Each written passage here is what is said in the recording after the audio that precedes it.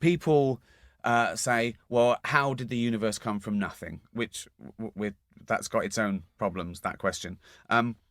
And I say, I don't know. What do you think? And they say, it must have been God. And I say, well, where did he come from? And they say, he's always been around. And I go, well, let's cut out the middleman. You know, it's like... Cut out the middleman is exactly right. Stop it plugging my own books. Let me plug Lawrence Krauss, A Universe from Nothing. Oh, it's fantastic. That lecture is fantastic. Yeah. You introduce him on that, don't you? Is that... Yes. Yeah, it's... I've watched that so many times. It's great. I love there's a lovely thing there where he says about the first stars had to explode and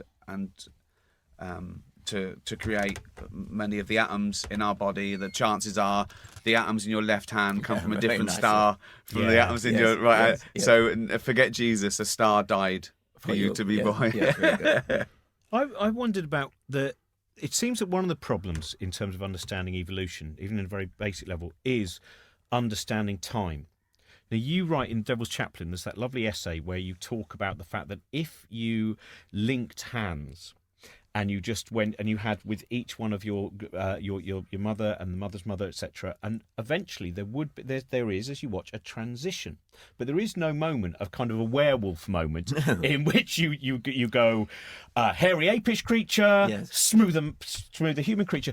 How do you think that's the best way of I mean, because that to me is a very good example. Yes, I mean, people do have trouble with it, and you have to say there never was a moment when an Australopithecus mother looked fondly down on the first Homo baby. It wasn't like that. I mean, every animal ever born, every individual born, was the same species, with the exception of a few plants, was the same species as its parents. And yet, if you have enough of them laid end to end back in time, follow human ancestry back, you come to a fish. Of course, because they can't understand the difference between sort of that analog, that smooth analog gradual transition. Exactly. It's like growth. When you the transition from middle age to old age, you don't go to bed middle aged and then wake up next morning and say, "Oh, I seem to be old this morning." Although Robin did after touring with me, it really did happen overnight, didn't it? He was young. He looked a bit like Morrissey. Black I was hair. never young.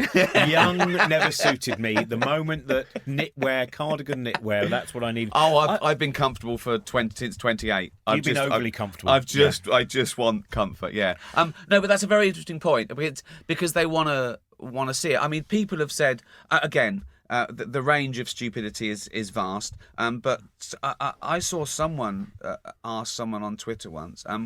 I have been watching the chimps in the zoo for 6 years now, and not one of them are starting to look like a. Yeah. I mean, it's off the chart. The stupidity, the expectation of what evolution is, and evolution. And I want to. Evolution is a fact. It's observable. Just look around. It happened. We're here. Okay. And the other thing, bugbear, that you can help us with. Before you do that, can I ask a question?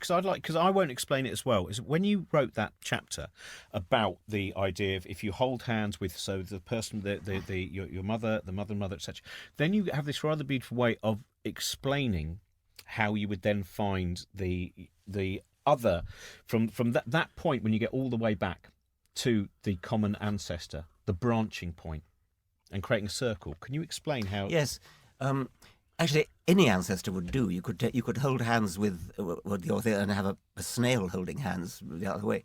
There has to have been a moment back in time when somebody gave birth to two children, one of which was destined to give rise to snails, and one of which was destined to give rise to humans. Yeah. Plus, of course, all vertebrates. That is very counterintuitive, I suppose.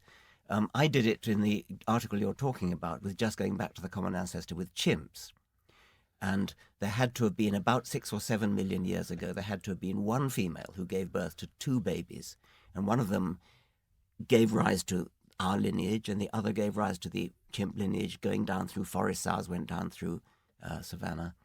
But it's a striking thought that any 2 animals you look at had to have had a common ancestor, literally an individual, who had two children, one of which gave rise to one of which gave rise to the other. Exactly. And again, the other misconception, we briefly spoke about it, is if we evolved from chimps, then why are there still chimps? And I always do it respectfully. I always say, no, we didn't evolve from chimps. We evolved with chimps from a common ancestor, rather like cousins share the same That's right. grandparents. We are cousins. I mean, the one you quote from Twitter, where somebody said, "I've been watching chimps for 6 years in the zoo." I mean, that is just spectacular.